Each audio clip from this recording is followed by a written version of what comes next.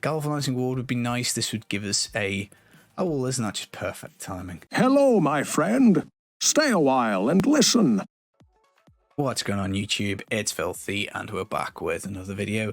Today we're looking at the strongest build from the PTR, which is the Firebird Wizard. Currently at the time of recording this, which is the Tuesday before the PTR comes down in a couple of days, there is a 148 clear. In the background I'm doing 125. This is first try, as you can see. We've got just over 10k main stat, so you know, quite a lot of juice to go on this. The gear isn't perfected, albeit it is fairly nice. There's a couple of ethereals that you can use for the build, albeit it is one of the harder ethereals to find because Wizard has got an absolute boatload of powers. But before we do jump in and take a look at the build, welcome to anybody who's new, and as always guys, a thumbs up, it does brighten my day somewhat. So let's have a look at Firebirds now. We're actually going to take 5 pieces of Firebirds, we're going to take 2 pieces of Ore Guilds and 2 pieces of Crimsons. These two sets here, Ore Guilds and Crimsons, are both craftable. You're going to have to take a Rogue in a cube, which is gettable from Act 1 bounties. Now, Ore Guilds has to be braces and Crimsons has to be belts. Other than that, Crimsons can be pants or it can be boots, either which way. And same for the chest plate and shoulders, either can be Firebirds or Ore Guilds. You need Firebirds offhand. Other main gear pieces we've got are the Traveler's Pledge, Compass Rose, Convention of Elements, Tasker and Thea in the cube, Rogue as we say, and then a Death Wish for mega damage. And the special property on the Wizard Spike is the Orb of Infinite Depth. We'll go through Firebirds, I'll talk about all the gear pieces, and we'll talk about if there are swaps and what to do. Now, the 2-piece on Firebirds, when we hit with Disintegrate, we tag and create a bleed effect. It does absolutely no damage at anything other than low range content, but the 2-piece does give us a cheat death, which is great because it means that we can free up a passive and don't have to take Unstable Anomaly. In the footage you'll see I'm hanging on for toughness a little bit, but you know, it is only 10k main stat and GR 125. That is obviously going to hurt if you get the wrong mobs.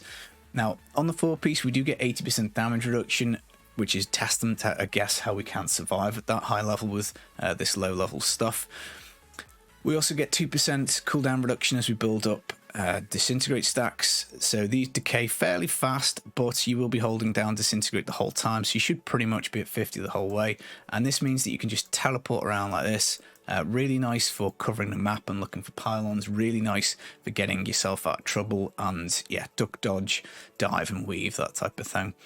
Now on the 6-piece we get 5000% increased damage whilst we have a target ignited, so all the time that is obviously up. And when we hit an ignited enemy with a non-channeling fire spell, we detonate our combustion stacks, so it's like this huge damage calculation. Now, our other non-channeling fire spell is Spectral Blades, Flame Blades. The mirror images will do most of the application of this. We can obviously apply it ourselves, but it is pretty much the mirror images that will be doing that work for us. Now the Crimsons gives cooldown and resource cost reduction, both of which are phenomenal for Firebirds, because obviously we want uptime on the mirror images. And also, we kind of want Explosive Blast going off quite often, because that will help us out with toughness and damage.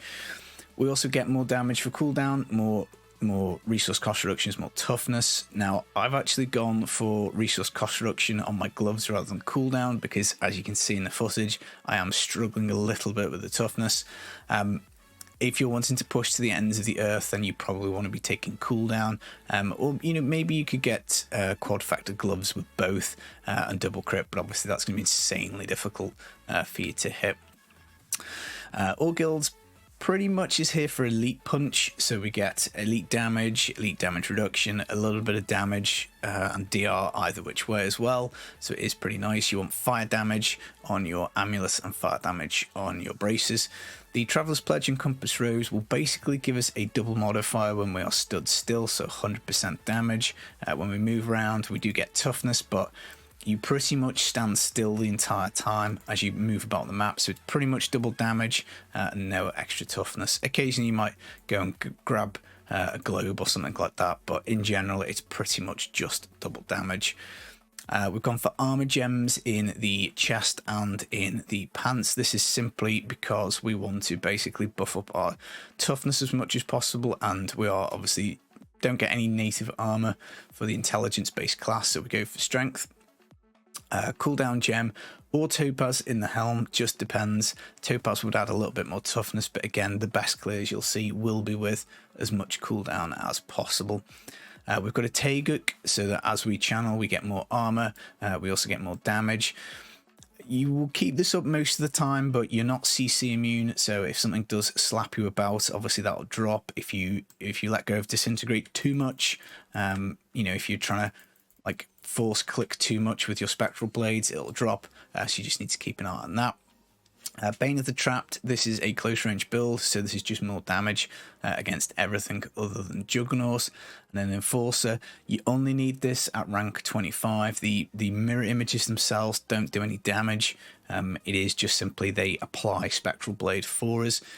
Mine is ranked up because obviously I've been testing inners, but a level 25 one is absolutely gravy. Now, the Ethereal in question we've gone for is the Wizard Spike. This is the one-handed bone knife, which is, I don't know, sounds more like a necro item. Anywho, it gives us main stat, gives us all res, which we don't really care about. Attack speed, not too bothered. 100% damage on all wizard skills, which is great. A cooldown reduction roll of up to 10%, again, which is pretty nice. Increased arcane power, regen per second.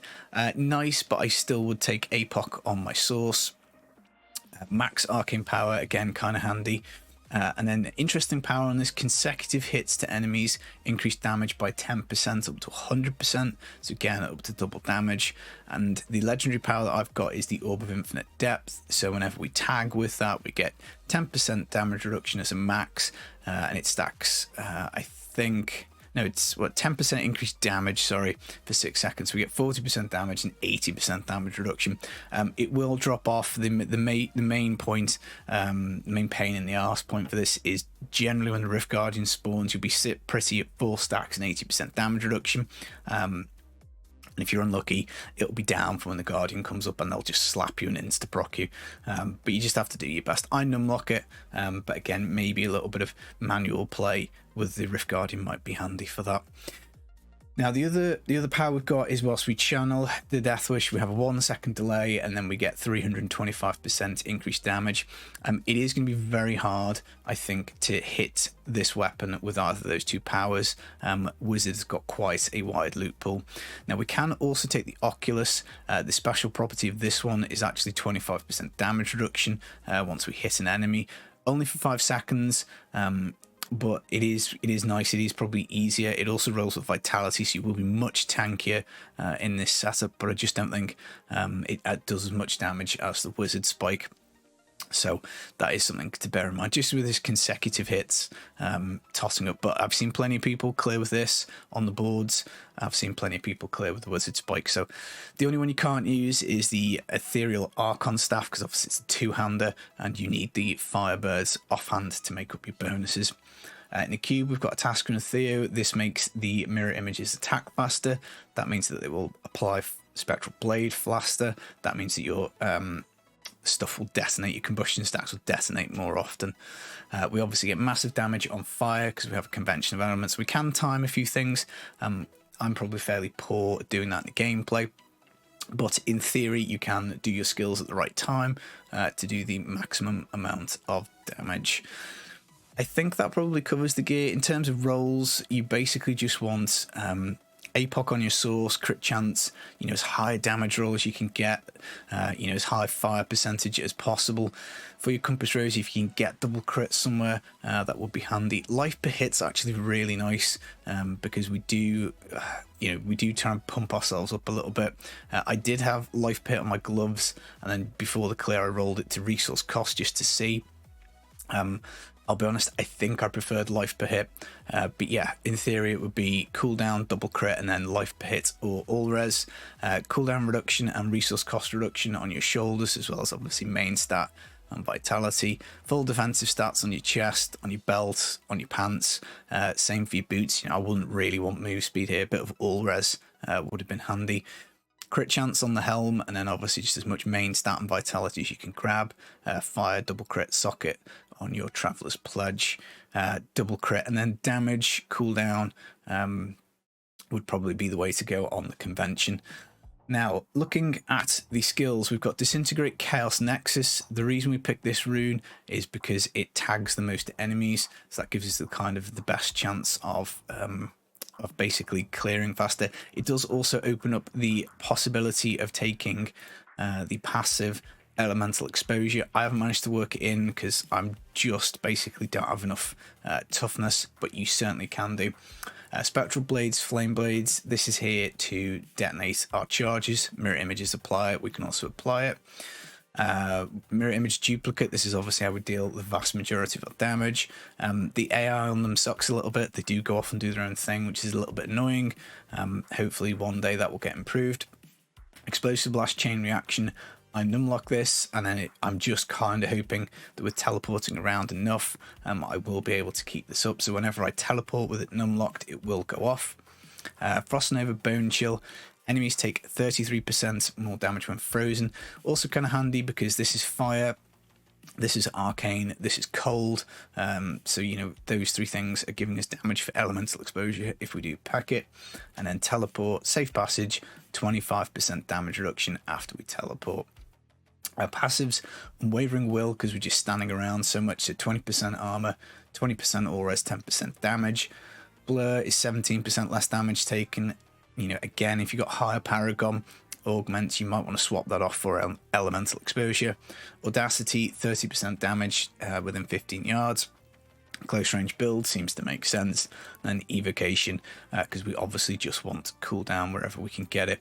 Now on my weapon, I have got the Arcane Dynamo. This does absolutely nothing for me, but it is just how it's dropped.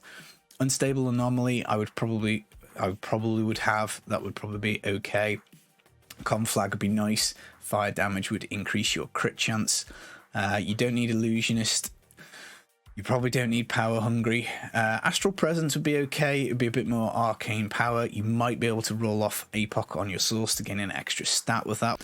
Galvanizing Ward would be nice. This would give us a... Oh, well, isn't that just perfect timing? How rude is that, guys? We literally just got booted off PTR. This build is obviously just so good. Blizzard just don't want it to see the light of day. I think we were probably done. We were just talking about passives that we could take. Dominance I had on one of my earlier weapons. That was kind of nice. It was a bit of a shield. I probably wouldn't take Glass Cannon. I think we're struggling for toughness a little bit anyway, so that's just going to hurt. Galvanizing Ward would be nice. You can get yourself a shield. It'll drop a lot is all I could say about it.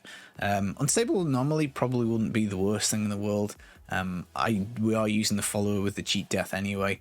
And as we said, Elemental Exposure would be lovely to pick up. Astral Presence, this is an interesting one. You might be able to roll APOC off your source. I haven't tested that, so you'd have to keep an eye out on that. And Power Hungry I don't think is going to do much. So other than that, I think we've pretty much covered the passives. Now, follower-wise, 25k int if you can. You're going to want the token of invulnerability because we're going so super high. You definitely want to get NEMS and a Flavour of Time as well as an Oculus, and the rest of that I don't really think makes any difference. I've gone for the cheat death. As you can see in the footage, we use it quite a lot, even with the two-piece Firebird one. The extra attack speed I don't think does anything. I might be wrong on that, but I quite like the cheat death. We've then gone for the erosion, which is the extra damage pool. By all means, you could take the powered shield. Again, try and buff up your toughness. And then I haven't gone for cooldown. I've gone for the elemental damage. I'm not sure which of these is best. I think it probably is the elemental damage because I don't think we need that extra cooldown, but it will be more damage from the Crimsons. It will be a little bit more access to Bone Chill, Frost Nova as well. And then I haven't gone for one of these skills at the start. But yeah, that's it, guys. That is the Firebirds. It is incredibly powerful. Gameplay is pretty easy. You basically just get your stacks up to 50, teleport around, and then you basically look into numlock, Explosive Blast. Hopefully this will be at 4 stacks. We do now have an icon for mirror images saying where they are. keep up your safe passage bonus the whole time, and then really you're looking to make sure that you bone chill during your fire window, and obviously make sure you have mirror images up and available on fire as well, because they'll do loads of damage then. If they're being stupid and running off, just shout at your computer and they will come back to you. Honestly, that does work, trust me.